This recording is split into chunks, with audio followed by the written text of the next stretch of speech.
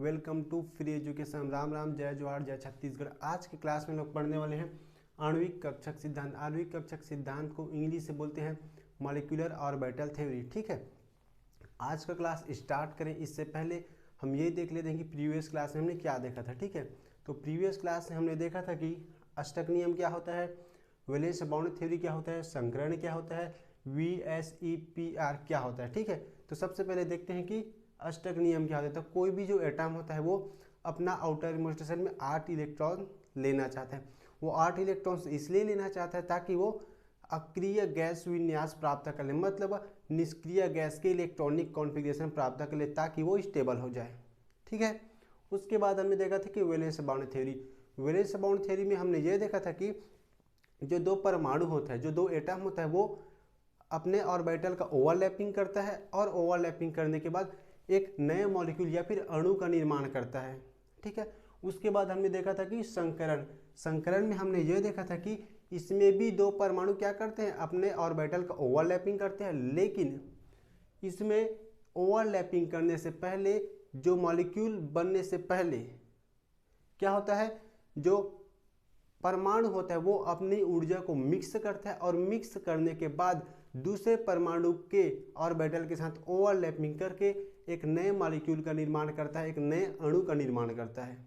ठीक है, उसके बाद हमने देखा था कि VSEPR थ्योरी, मतलब valence shell electron pair repulsion theory. इसमें हमने ये देखा था कि किसी भी मॉलिक्यूल के स्ट्रक्चर क्या होगा, उसकी ज्योमेट्री क्या होगी, और जो मॉलिक्यूल बन रहा है उस मॉलिक्यूल में दो बंध के बीच का बॉन्ड एंगल क्या होगा, बंध कोण क्या होगा।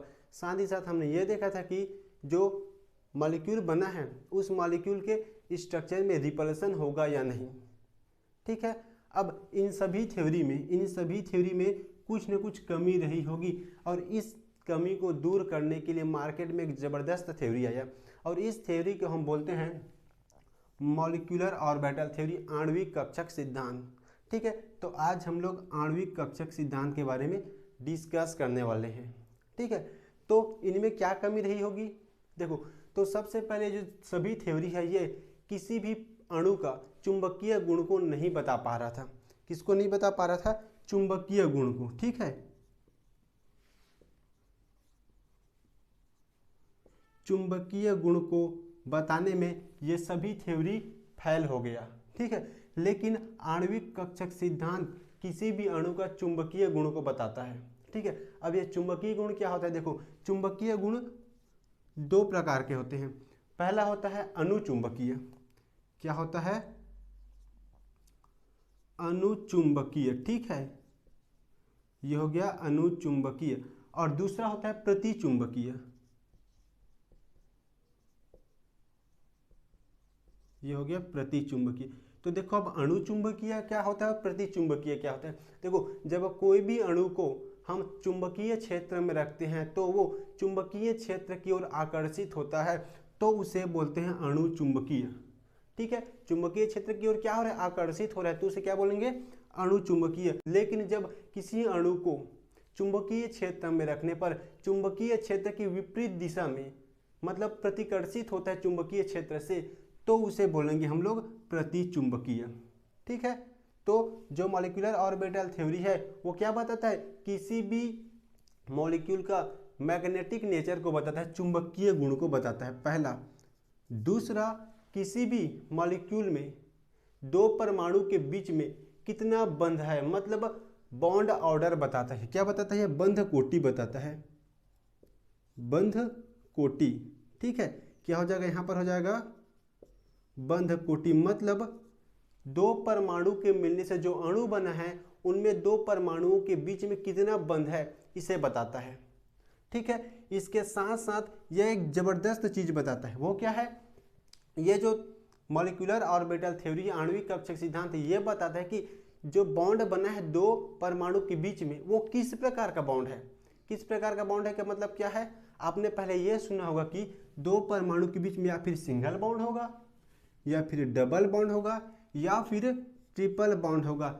लेकिन जो ये आणविक कक्षक सिद्धांत भाई साहब, ये बताता है कि दो परमाणु के बीच में सिंगल बॉन्ड भी हो सकता है और डेढ़ बॉन्ड भी हो सकता है। ये 1.5 मतलब 1.5 बॉन्ड भी हो सकता है, 2 बॉन्ड हो सकता है, 2.5 बॉन्ड हो सकता है, 3 बॉन्ड हो सकता है।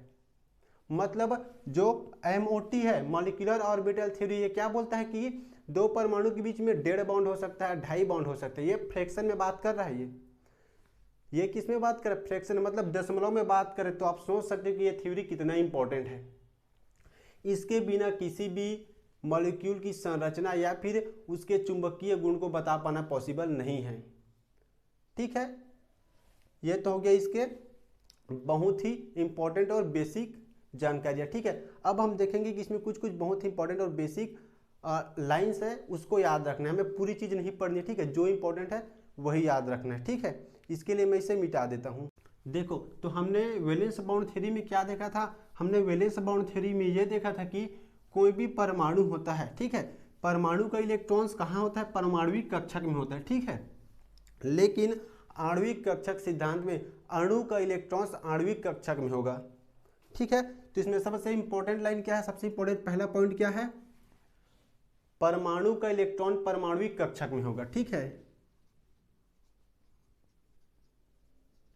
परमाणु का इलेक्ट्रॉन कहाँ होगा? परमाणुविक कक्षक में। ठीक है, लेकिन अणु का इलेक्ट्रॉन, ठीक है, ये क्या है? अणु का इलेक्ट्रॉन, अणु का इलेक्ट्रॉन कहाँ होगा? अणु का इलेक्ट्रॉन होगा आणविक कक्षक में। ठीक है, आणविक कक्षक में। ठीक है, ये तो हुआ पहला और बहुत ही इंपॉर्टेंट कीवर्ड। ठीक है, अब देखते हैं इसमें दूसरा क्या हो जाएगा? इसमें दूसरा ये हो जाएगा कि हमने ये देखा था कि जो परमाणु के कक्षक होता है, परमाणु के कक्षक को हमने क्या बोला था? परमाणु के कक्षक। ठीक है, परमाणु के कक्षक को हमने क्या नाम दिया था? परमाणु के कक्षक को हमने नाम दिया था 1s 2s 2p 3s 3p। ये हमने परमाणु के कक्षकों को नाम दिया था, लेकिन अणु का कक्षकों का नाम 1s 2s 2p नहीं होगा। ठीक है, अणु के कक्षक को हम लोग यहां बोलेंगे सिग्मा कक्षक और पाई कक्षक। ठीक है, दोनों में अंतर समझते जाइएगा। ठीक है, दोनों में अंतर समझते जाइएगा। परमाणु के कक्षक को बोलेंगे 1s 2s 2p 3s बोलेंगे। ठीक है, लेकिन अणु के कक्षक को हम लोग सिग्मा कक्षक या फिर पाई कक्षक कहेंगे। आगे बढ़ते हैं। तीसरा क्या है? तीसरा इसमें यह है कि जब इसमें ओवरलैपिंग होगा, आणविक कक्षक सिद्धांत के अनुसार ओवरलैपिंग होगा, तो इसमें 2 पॉसिबिलिटी है, 2 प्रकार से ओवरलैपिंग संभव है। वो कैसा है? ये देखो, अगर ये 2 ऑर्बिटल है, ठीक है, ये 2 क्या है? ऑर्बिटल है। अब ये दोनों मिल रहा है, ठीक है, ये दोनों मिल रहा है, तो इसमें ओवरलैपिंग कैसे होगा? ये देखो, इसमें 2 प्रकार से ओवरलैपिंग पॉसिबल है। पहला देखो कुछ इस प्रकार से, ठीक है, प्लस माइनस। तो यहां से हमें क्या मिलेगा? यहां से हमें कुछ इस प्रकार से मिलेगा, बड़ा वेव देखने को मिलेगा। ठीक है, ये कैसे हो रहा है? ये आपने देखा होगा कि डी ब्रोगली का डुअल नेचर आपको पता है, मतलब डी ब्रोगली का द्वितीय प्रकृति के नियम, मतलब कोई भी इलेक्ट्रॉन कण की भांति भी व्यवहार कर सकता है और कोई भी इलेक्ट्रॉन्स एक तरंग के भांति व्यवहार कर सकते हैं, मतलब वेव नेचर भी शो करता है। तो यहाँ हम लोग इलेक्ट्रॉन को वेव मान के चल रहे हैं। ठीक है, इलेक्ट्रॉन्स को वेव मान के चल रहे हैं। तो देखो यहाँ क्या हो रहा है? प्लस है, जुड़ के बड़ा हो गया। ठीक है, प्लस जुड़ के बड़ा हो गया और ये माइनस जुड़ के बड़ा हो गया। ठीक है, तो इस प्रकार के ओवरलैपिंग को बोलते हैं, इस प्रकार के अतिव्यापन को बोलते हैं समपोषी व्यतिकरण। यहाँ ये क्या हो जाएगा? यहाँ हो जाएगा समपोषी व्यतिकरण। समपोषी व्यतिकरण, ये क्या है? समपोषी व्यतिकरण। इसे इंग्लिश में बोलते हैं कंस्ट्रक्टिव इंटरफेरेंस। क्या बोलते हैं? Constructive interference. और इस प्रकार जो ऑर्बिटल का निर्माण होता है उसे बोलते हैं बॉन्डिंग मॉलिक्यूलर ऑर्बिटल। ये क्या है? बॉन्डिंग मॉलिक्यूलर ऑर्बिटल है। ये तो इसमें क्या है? पहला संभावना है। इसमें दूसरा संभावना क्या हो सकता है? देखो ये क्या है प्लस माइनस, यहाँ आ जाएगा माइनस, ये क्या है प्लस माइनस। अब देखो ये क्या है, पहले प्लस प्लस जुड़ रहा था लेकिन अब क्या है प्लस के साथ माइनस है, मतलब अब इसमें ओवरलैपिंग नहीं होगा। ओवरलैपिंग नहीं होने से इसमें किसी भी प्रकार के ऑर्बिटल का निर्माण नहीं होगा। ठीक है, किसी प्रकार के ऑर्बिटल का निर्माण नहीं होगा। जब किसी भी प्रकार के ऑर्बिटल का निर्माण नहीं होता है, ओवरलैपिंग नहीं होता है, तो इसे हम बोलते हैं विनाशी व्यतिकरण। क्या बोलते हैं इसको? विनाशी व्यतिकरण। ये हो जाएगा आपका विनाशी व्यतिकरण। विनाशी व्यतिकरण। विनाशी व्यतिकरण को इंग्लिश में बोलते हैं डिस्ट्रक्टिव इंटरफेरेंस। क्या हो जाएगा ये? Destructive interference. शॉर्ट में लिख रहा हूं, ठीक है। कंस्ट्रक्टिव से सी, इंटरफेरेंस से आई। कंस्ट्रक्टिव इंटरफेरेंस, डिस्ट्रक्टिव से डी और इंटरफेरेंस से आई, मतलब डिस्ट्रक्टिव इंटरफेरेंस।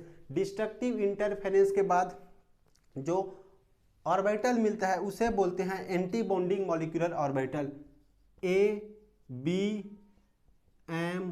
क्या है ये? ABMO, anti bonding molecular orbital. ठीक है, तो जो बॉन्डिंग मॉलिक्यूलर ऑर्बिटल बना है इसे हिंदी में बोलते हैं आबंदी आणविक कक्षक। ठीक है, ये क्या है? आबंदी आणविक कक्षक। ये हो जाएगा आबंदी आणविक। ठीक है, ये हो गया आबंदी आणविक कक्षक और ये हो गया प्रतिबंधी आणविक कक्षक। प्रतिबंधी आणविक कक्षक। ठीक है,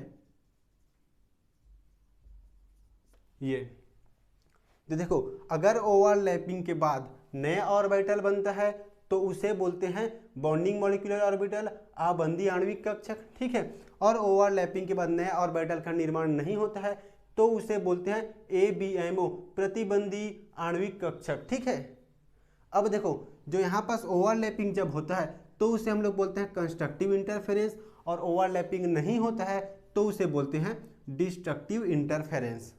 ठीक है, उम्मीद करता हूँ यहाँ तक आपको बहुत बढ़िया से समझ आया होगा। ठीक है, अब आगे बढ़ते हैं। चौथा इसमें इंपॉर्टेंट ये है कि इसमें जितने एटॉमिक ऑर्बिटल पार्टिसिपेट करेंगे, मतलब जितने परमाणु कक्षक ओवरलैपिंग में भाग लेंगे उतने ही आणविक कक्षक का निर्माण होगा।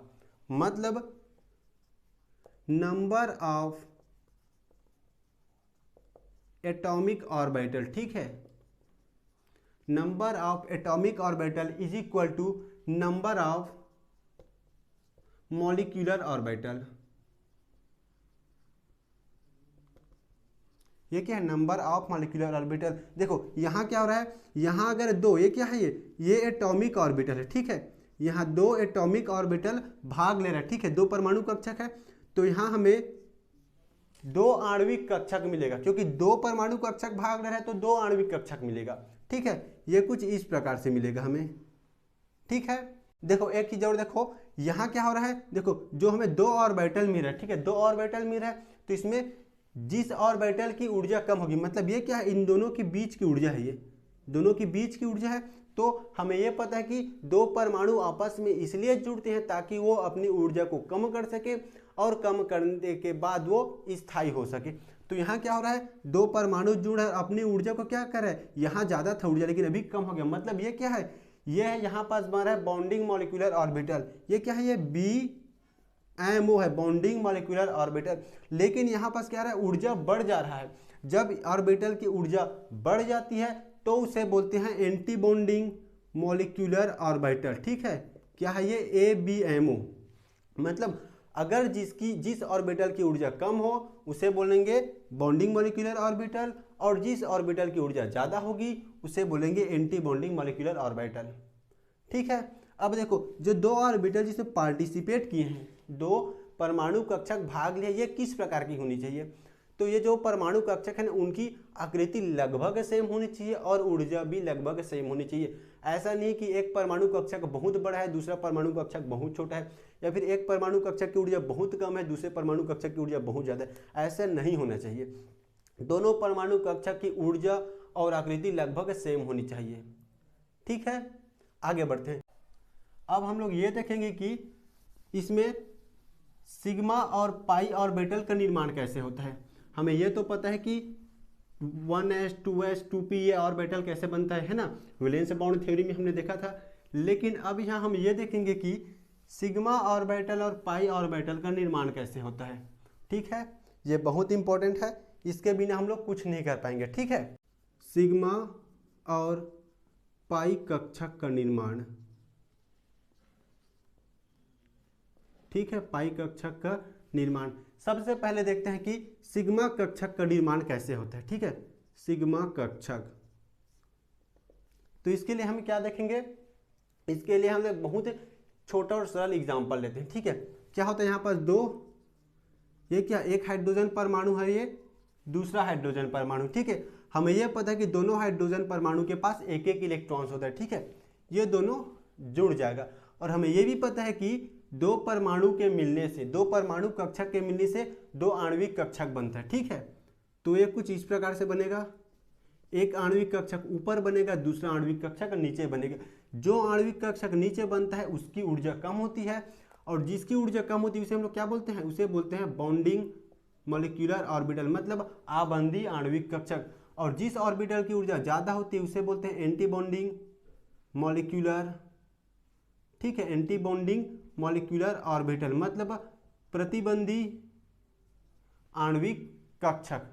ठीक है, ये हो गया। अब देखो इसमें हो क्या रहा है, ये एक s ऑर्बिटल है, इसका भी 1s है। ठीक है, इसका ये क्या है, यहाँ पास ये क्या है 1s है, और ये भी 1s है, और दोनों 1s में एक एक इलेक्ट्रॉन है, मतलब यहाँ पास दो आपका ऑर्बिटल है, दो ऑर्बिटल है। ठीक है, ये दोनों जुड़ रहा है। ठीक है, ये दोनों जुड़ेगा तो हमें क्या मिलेगा, देखो ये हमें कुछ इस प्रकार से एक बड़ा कक्षक मिलेगा।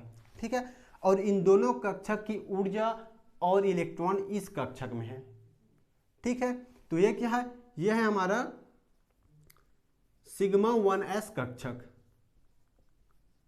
Sigma 1s कक्षक। ये तो पहली संभावना है। दूसरी संभावना इसमें क्या हो सकती है, ये क्या हो जाएगा, ये हो जाएगा एक कक्षक माइनस ये दूसरा कक्षक। ठीक है, अब इसमें ओवरलैपिंग नहीं होगा। ओवरलैपिंग इसलिए नहीं होगा क्योंकि क्या है, ये पॉजिटिव है ये निगेटिव है, तो ओवरलैपिंग नहीं होगा। ओवरलैपिंग नहीं होने से क्या होगा, देखो ये कुछ इस प्रकार से हो जाएगा, ऐसे। ठीक है, इस प्रकार से हो जाएगा। और हमें पता है कि जहां इलेक्ट्रॉन्स पाए जाने की प्रायिकता होती है, ठीक है, जहां इलेक्ट्रॉन्स पाए जाने की प्रायिकता होती है उसे हम लोग ऑर्बिटल कहते हैं। मतलब इस जो पोजीशन है, जो डॉट डॉट लाइन है, यहाँ पास इलेक्ट्रॉन्स नहीं है, तो जहां पास इलेक्ट्रॉन्स नहीं होते उसे बोलते हैं नोडल प्लेन। क्या बोलते हैं, नोडल प्लेन, नोडल प्लेन, ये हो जाएगा नोडल प्लेन। इसमें इस पूरे ऑर्बिटल में इलेक्ट्रॉन्स है, इसलिए यहाँ भी एक भी नोडल प्लेन नहीं है, लेकिन यहाँ इन दोनों के बीच में क्या है, नोडल प्लेन है। ठीक है, यहाँ पास क्या हो जाएगा, ये हो जाएगा प्लस, ये हो जाएगा माइनस। ठीक है, तो ये क्या है, ये जो है क्या है, ये आपका सिग्मा एंटी बॉन्डिंग 1s है। ठीक है, सिग्मा एंटी बॉन्डिंग 1s है, क्योंकि हम यहाँ एंटी बॉन्डिंग को एक स्टार से प्रदर्शित करते हैं। ये क्या है, एंटी बॉन्डिंग है, और एंटी बॉन्डिंग को हम लोग स्टार से प्रदर्शित करते हैं। यहाँ किसी भी प्रकार का बॉन्ड का निर्माण नहीं हो रहा है। ठीक है, तो ये जो बना है ये कौन सा कक्षक है, ये कक्षक हो जाएगा आपका BMO बॉन्डिंग मॉलिक्यूलर ऑर्बिटल, आबंधी आणविक कक्षक। ठीक है, और जो ये कक्षक जो है ये क्या है आपका, ये है आपका एंटी बॉन्डिंग मॉलिक्यूलर ऑर्बिटल, मतलब ये क्या है, प्रतिबंधी आणविक कक्षक। इसकी ऊर्जा बहुत ज़्यादा है, मतलब ये वाला ऑर्बिटल है, इसकी ऊर्जा कम है, मतलब ये वाला ऑर्बिटल है। ठीक है, ये तो हो गया सिग्मा कक्षक का निर्माण। अब हम लोग देखेंगे कि पाई कक्षक का निर्माण कैसे होता है। ठीक है, हम लोग देखने वाले हैं पाई कक्षक। ठीक है, तो पाई कक्षक का निर्माण के लिए हम लोग देखेंगे p ऑर्बिटल में। ठीक है, ये क्या है, ये p ऑर्बिटल है, ये भी p ऑर्बिटल है। ठीक है, ये क्या हो जाएगा आपका px हो जाएगा py pz, px py pz, ये क्या है, कक्षक के नाम है। ठीक है, तो हमें यह पता है कि, बहुत ध्यान से सुनो, ठीक है, px कक्षक जब मिलता है तो यहाँ बनता है पाई बॉन्ड। ठीक है, और py पी वाई कक्षक मिलते हैं तो भी बनता है पाई बॉन्ड, लेकिन पी जेड और पी जेड कक्षक मिलता है तो बनता है सिग्मा बॉन्ड। ठीक है, तो सबसे पहले देखते हैं कि इसमें सिग्मा बॉन्ड कैसे बनता है। ठीक है, सिग्मा बॉन्ड कैसे बनता है इसके लिए देखो, ये क्या है आपका, एक पी जेड कक्षक है, ये दूसरा पी जेड कक्षक है, प्लस माइनस। ठीक है, कुछ इस प्रकार से हो जाएगा। तो यहाँ से हमें क्या मिलेगा देखो, प्लस प्लस ये क्या फुल के बड़ा हो जाएगा, लेकिन ये प्लस माइनस ये क्या होगा, छोटा हो जाएगा। तो कैसे होगा देखो, ये तो प्लस प्लस मिलके बड़ा हो गया, लेकिन प्लस माइनस है मतलब ये फुस हो जाएगा, छोटा हो जाएगा। ये प्लस माइनस है मतलब ये क्या हो जाएगा, छोटा हो जाएगा। ये हो जाएगा प्लस माइनस। अब देखो मैंने आपको क्या बताया कि जहां पास इलेक्ट्रॉन पाए जाने की प्रायिकता सर्वाधिक होती है उसे हम लोग कक्षक कहते हैं। तो देखो यहाँ पास इलेक्ट्रॉन्स नहीं है दोनों के बीच में, इलेक्ट्रॉन्स नहीं है दोनों के बीच में, तो इसे बोलेंगे हम लोग नोडल प्लेन। मतलब यहाँ कितने नोडल प्लेन है, यहाँ 2 नोडल प्लेन है। ठीक है, यहाँ हो जाएगा आपका 2 नोडल प्लेन, इस प्रकार से। ठीक है, अब हम लोग देखेंगे कि Px और Px कक्षक में ओवरलैपिंग कैसे होता है। क्या देख रहे हैं हम लोग, Px कक्षक में ओवरलैपिंग देख रहे हैं। ठीक है, तो इसके लिए देखो क्या हो जाएगा, ये हो जाएगा आपका Px कक्षक। ठीक है, ये हो गया, ये हो जाएगा प्लस माइनस। तो इसमें क्या होगा देखो, इसमें क्या होगा, प्लस प्लस है मतलब ये फुल के इस प्रकार बड़ा हो जाएगा, और माइनस मतलब ये क्या हो जाएगा, फुल के इस प्रकार बड़ा हो जाएगा। ठीक है, इस प्रकार बड़ा हो जाएगा, ये क्या हो जाएगा, एक माइनस आ जाएगा इसमें। मतलब इसमें क्या है, एक नोडल प्लेन है, एक नोडल प्लेन है। ठीक है, इसमें एक ही नोडल प्लेन है दोनों के बीच में। ठीक है, ये कब बन रहा है, जब इसमें बॉन्डिंग मॉलिक्यूलर ऑर्बिटल है, मतलब BMO हो रहा है। ये इसमें किस प्रकार का अतिव्यापन है, इसमें कंस्ट्रक्टिव ओवरलैपिंग है, समपोषी व्यतिकरण है। यहां भी देखो ये क्या है आपका, समपोषी व्यतिकरण है, ये क्या है, विनाशी व्यतिकरण है। ये हो जाएगा आपका विनाशी व्यतिकरण, ये समपोषी व्यतिकरण। समपोषी व्यतिकरण में बॉन्डिंग मॉलिक्यूलर ऑर्बिटल का निर्माण होता है, विषमपोषी व्यतिकरण में एंटी बॉन्डिंग मॉलिक्यूलर ऑर्बिटल का निर्माण होता है। ठीक है, तो ये क्या है, ये आपका समपोषी व्यतिकरण है। लेकिन यही अगर विषमपोषी व्यतिकरण होगा तो कैसे होगा देखो, प्लस माइनस। ठीक है, यहां जाएगा आपका माइनस, प्लस माइनस।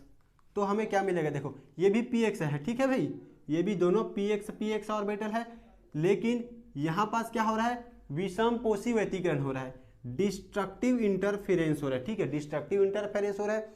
तो हमें क्या मिलेगा देखो, तो हमें यहाँ कैसे मिलेगा देखो, यहाँ plus minus cancel out, plus minus cancel out हो जाएगा। ठीक है, तो हमें यहाँ क्या मिलेगा देखो, प्लस माइनस कैंसिल आउट हो जाएगा, प्लस माइनस कैंसिल आउट हो जाएगा। तो हमें कुछ इस प्रकार से यहाँ देखने को मिलेगा,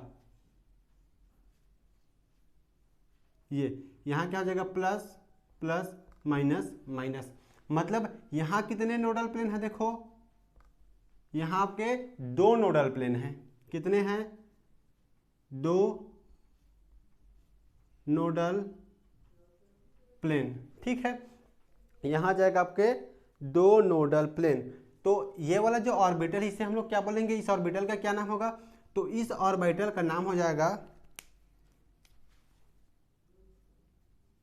पाई एंटी बॉन्डिंग 2Px, और इस ऑर्बिटल का क्या नाम हो जाएगा, पाई 2Px।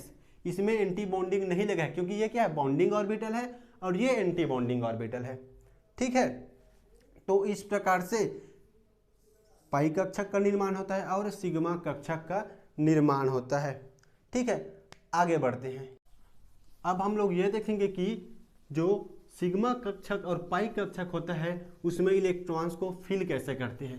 ठीक है, सिग्मा कक्षक और पाई कक्षक में इलेक्ट्रॉन्स को फिल कैसे करते हैं ये देखेंगे। ठीक है, इसके लिए हमें क्या पता होनी चाहिए भाई, जब हम लोग इलेक्ट्रॉन्स को फिल करते हैं तो उसके लिए हमें 3 रूल पता होनी चाहिए। ठीक है, कौन कौन सा रूल है, सबसे पहला रूल आ जाता है आपका हुंड के नियम। हुंड के नियम पता होनी चाहिए। अबाउ सिद्धांत पता होनी चाहिए और पाउली के अपवर्जन सिद्धांत की जानकारी हमें होनी चाहिए। हुंड के नियम क्या बोलता है? हुंड के नियम यहाँ कहता है कि जब कोई भी ऑर्बिटल में इलेक्ट्रॉन्स डालते हैं तो सबसे पहले सिंगल सिंगल इलेक्ट्रॉन्स डालते हैं। जब सभी ऑर्बिटल में सिंगल सिंगल इलेक्ट्रॉन हो जाता है तब उन ऑर्बिटल को क्या करते हैं? पेयरिंग करते हैं, फिर जोड़ी बनाते हैं। ये बोला हुंड ने। उसके बाद आता है अबाउ का प्रिंसिपल। अबाउ ने यह बताया कि इलेक्ट्रॉन्स को सबसे पहले हम लोग लो ऊर्जा वाले कक्षक में डालते हैं, उसके बाद ज़्यादा ऊर्जा वाले कक्षक में इलेक्ट्रॉन्स को डालते हैं। ये किसने बताया? ये बताया अबाउ ने। उसके बाद आता है पाउली। पाउली के अपवर्जन सिद्धांत में पाउली ने यह बताया कि किसी भी ऑर्बिटल में मैक्सिमम 2 इलेक्ट्रॉन्स डाल सकते हैं और इन 2 इलेक्ट्रॉनों के चारों क्वांटम नंबर का मान सेम नहीं हो सकता। ठीक है, हम यहाँ बहुत ही इजी वे में देखने वाले हैं कि इलेक्ट्रॉन्स को कैसे फिल करते हैं। ठीक है, तो इसके लिए सबसे पहले हम लोग सिग्मा और पाई कक्षकों को देख लेते हैं कि कैसे कैसे और कितनी कितनी एनर्जी इन ऑर्बिटल की। ठीक है, तो सबसे पहले देखो, अगर इलेक्ट्रॉन्स 2 परमाणु के मिलने से जो अणु बन रहा है उन दोनों परमाणु के इलेक्ट्रॉन्स 14 के बराबर या फिर 14 से कम होगा। ठीक है, यहाँ क्या हो जाएगा? इलेक्ट्रॉन 14 से ज़्यादा या फिर बराबर, 14 से ज़्यादा या फिर बराबर होगा तब हम लोग कैसे इलेक्ट्रॉन्स फिल करेंगे। देखो, तो इसके लिए हो जाएगा 1s। ठीक है, सिग्मा 1s का एंटी बॉन्डिंग। ठीक है, सिग्मा 2s का एंटी बॉन्डिंग। उसके बाद आ जाएगा आपका pi 2px is equal to pi 2py। ठीक है, ये ऊर्जा इधर बढ़ रहा है। ठीक है, उसके बाद आ जाएगा पाई 2pz। ठीक है, उसके बाद क्या आएगा?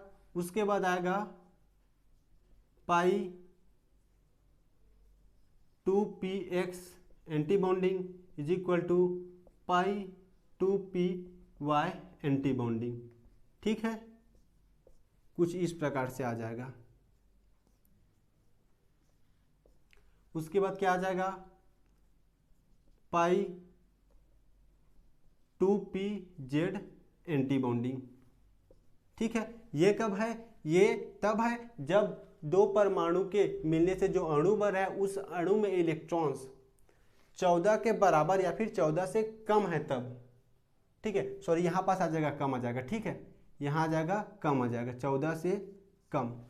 यहाँ 14 से कम होगा तब के लिए ये कक्षक में है। ठीक है, इन जब इलेक्ट्रॉन 14 से कम होगा तब हम इस प्रकार से कक्षकों में इलेक्ट्रॉन्स को फिल करेंगे। ठीक है, लेकिन अगर इलेक्ट्रॉन 14 से ज़्यादा, जब इलेक्ट्रॉन 14 से ज़्यादा होगा तब उस केस में क्या होगा? देखो, इसके लिए हो जाएगा सिग्मा 1s का एंटी बॉन्डिंग, सिग्मा 2s का एंटी बॉन्डिंग। ठीक है, यहाँ ऊर्जा बढ़ है। ठीक है भाई, ये ऊर्जा के इंक्रीजिंग ऑर्डर है। ठीक है, उसके बाद आ जाएगा पाई 2pz।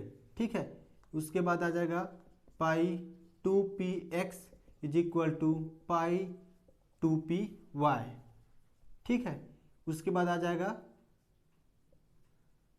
पाई 2px का anti bonding is equal to pi 2py का एंटी बॉन्डिंग। उसके बाद आ जाएगा पाई 2pz का एंटी बॉन्डिंग। ठीक है, तो ये सीक्वेंस आपको पता होनी चाहिए। कैसे हो रहा है? देखो, अगर इलेक्ट्रॉन 14 से कम है या फिर 14 के बराबर है तो इस वाले सीक्वेंस में हम लोग इलेक्ट्रॉन्स को फिल करेंगे। अगर इलेक्ट्रॉन 14 से ज़्यादा है तो इस वाले सीक्वेंस में इलेक्ट्रॉन्स को फिल करेंगे। इसमें अंतर क्या है? देखो, इन दोनों में अंतर यह है कि इसे आप लोग ऐसे समझ सकते हो, यहाँ तक तो दोनों में बराबर है, दोनों में कॉमन है। ठीक है, दोनों में सेम है, यहाँ तक इसकी टेंशन आपको नहीं लेनी है।